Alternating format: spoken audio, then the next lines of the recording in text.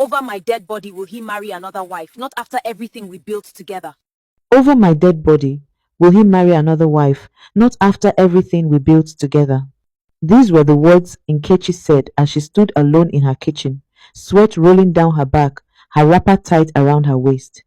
Her hands shook slightly as she removed the red cloth wrapped tightly around a small container. Inside, it was a dark liquid that smelled bitter and sharp. The soup on the fire was boiling gently. It was Udenta's favorite bitter leaf soup, with thick lumps of pounded yam waiting beside it. Nkechi looked around as if the walls could hear her thoughts. When she was sure no one was looking, she gently lifted the container, whispered words she had practiced all night, and poured the liquid into the soup. The soup bubbled once, then became still.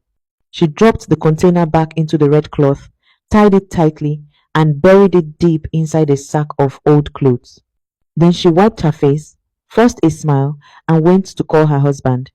Nkechi was a very tall, beautiful woman with a big waist and a wide smile that made people trust her easily.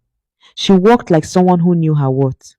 People respected her, not because she was loud, but because she carried herself like a woman who had hustled and succeeded. She was the wife and pride of Udenta, one of the youngest wealthy men in Umwaku village. Everyone knew their love story.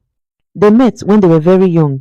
Udenta was lean, always running errands for his uncle, while Nkechi used to follow her mother to the stream every morning. It was said that Udenta fell in love the first day. Nkechi laughed at him when he slipped and fell into the water. From that day, they were inseparable. If Udenta was seen, Nkechi was not far. If Nkechi sneezed, Udenta caught a cold. People would say, if these two separate, the earth will open. When they were old enough, Udenta gathered courage and told his parents he wanted Nkechi and no other woman. There was no long argument. The village already knew. They married quietly but happily. Marriage did not give them instant wealth. They struggled. They hustled hard to make ends meet. There were days Nkechi hawked vegetables until her feet swelled.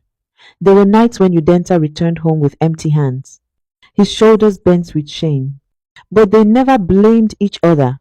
When Udenta wanted to give up, Nkechi would say, rest. Tomorrow will be better. When Nkechi cried from stress, Udenta would hold her and say, one day we will laugh about this. Watch out for part 2.